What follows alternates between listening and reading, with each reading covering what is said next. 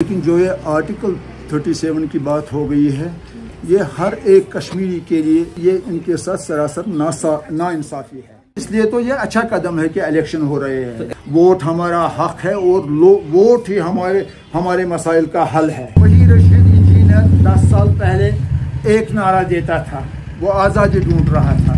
Jail से निकलने का यही जरिया है, आप हमें वोट दीजिए, लेकिन वो सरासर गलत साबित हुआ। तो अगर सरकार बन जाती है, कोई सरकार इलेक्ट हो जाती है, तो आप लोगों को कितना रिलीफ मिलेगा? बिल्कुल पूरा रिलीफ मिलेगा। अस्सलाम वालेकुम रहमतुल्लाहि व बरकातुहू। मैं इन दोनों कश्मीर में हूँ और लगातार कश्मीर में घूम रहा हूँ, लोगों के पास जा रहा हूँ, जानने की कोशिश कर रहा हूँ कि कश्मीर के हालात क्या है, इश्यूज़ क्या है, बाहर के जो लोग हैं वो कश्मीर के बारे में क्या सोचते हैं, और जो कश्मीरी है उनका खुद अपने कश्मीर के बारे में क्या कहना है। ख़ासतौर पर आर्टिकल 370 के हटाए जाने के बाद बहुत कुछ बदल गया है। हमारे साथ जो जनाब मौजूद हैं, इनका नाम है शेख गुलाम मोहम्मद और यहाँ के सीनियर शहरी हैं, कश्मीर की तारीख़ तमाम इश्यूज़ पर नज़र रखते हैं। बहुत शुक्रिया। मैं भी सियासी तंजीम का वर्कर हूँ। अच्छा, ये बताइए चाचा मुझे कि आर्टिकल 370 के हटाए जाने के बाद कश्मीर के हालात कैसे हैं? उससे पहले कैसे हालात थे? उससे पहले तो ठीक थे, तकरीबन नॉर्मल सी हो गई थी। पहले 10-20 साल तो ख़राब रहे हैं, आपको भी मालूम है कि यहाँ हालात ख़राब थे, लेकिन अब नॉर्मल सी की तरफ बढ़ रहा था। लेकिन जो ये आर्टिकल 37 की बात हो गई है, ये हर एक कश्मीरी के लिए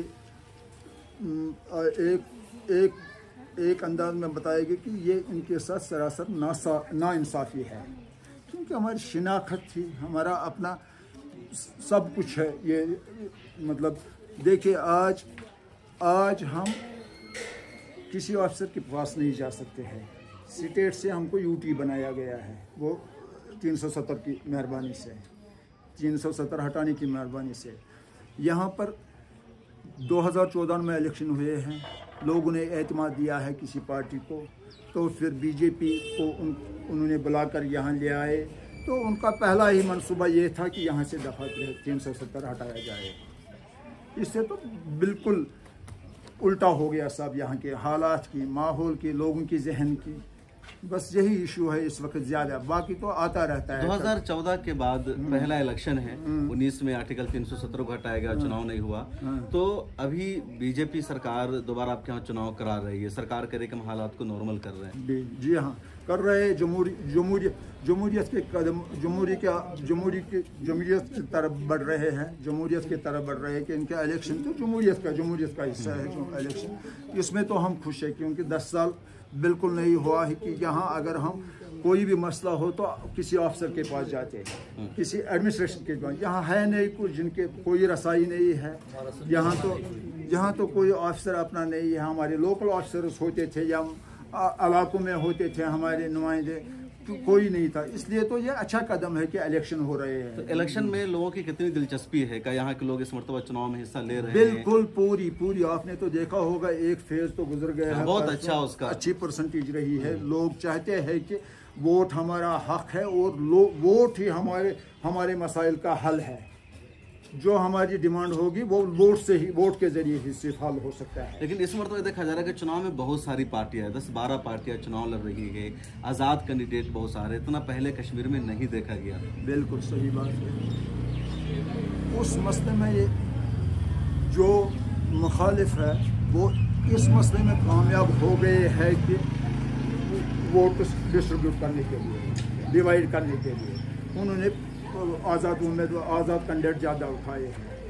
खाली उनका इतना ही मकसद है इसमें कि वो वोटों का डिवाइड किया जाए, यही मकसद है। मैं देख रहा हूँ बहुत सारे नौजवान हैं, बहुत सारे कश्मीरी हैं जो इंजीनियर रशीद की तरफ जा रहे हैं। लोकसभा में भी उनको उम्मीदवार बनाया और जिताया, वो जेल में बंद थे, अभी भी उनकी पार्टी की तरफ।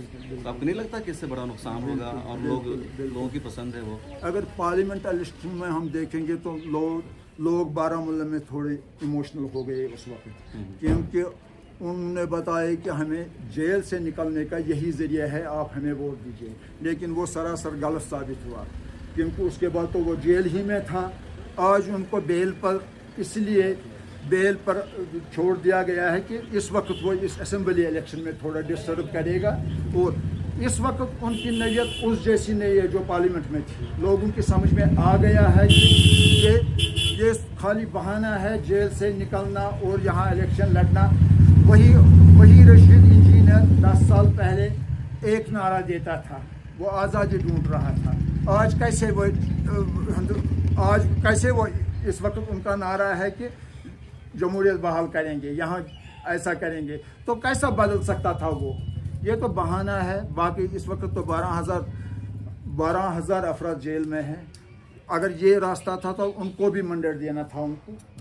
अगर रशीद इंजीनियर खाली नहीं है, उनसे भी बड़े बड़े हैं उधर जेल में पड़े हुए हैं, उनको भी ले आना था आगे। आप भी लड़ो इलेक्शन, यही रास्ता है कि हम बाहर आएंगे।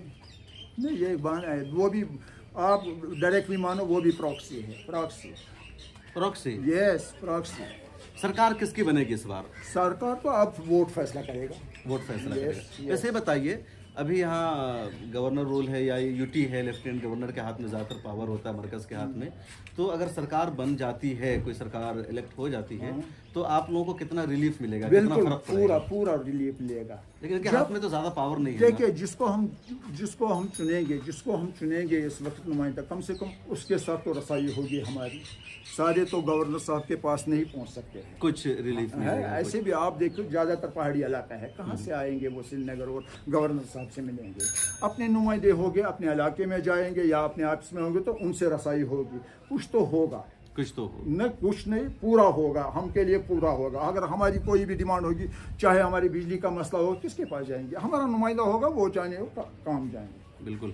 तो अब शेख गुलाम मोहम्मद साहब है जो कह रहे हैं कि सरकार बन जाती है तो बहुत कुछ रिलीफ मिलेगा, फ़ायदा होगा, जो आगे के मुद्दे हैं उन पर भी बातचीत होगी।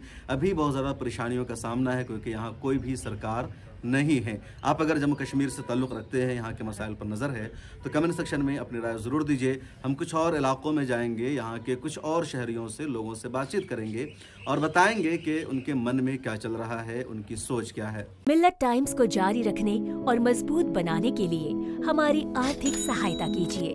ये एक आज़ाद मीडिया हाउस और कमज़ोरों की आवाज़ है। आप हमें देखें, सुने, पढ़ें और हर महीने ज्यादा नहीं, सिर्फ 100 रुपए से मदद करें। डिटेल्स डिस्क्रिप्शन में मौजूद हैं।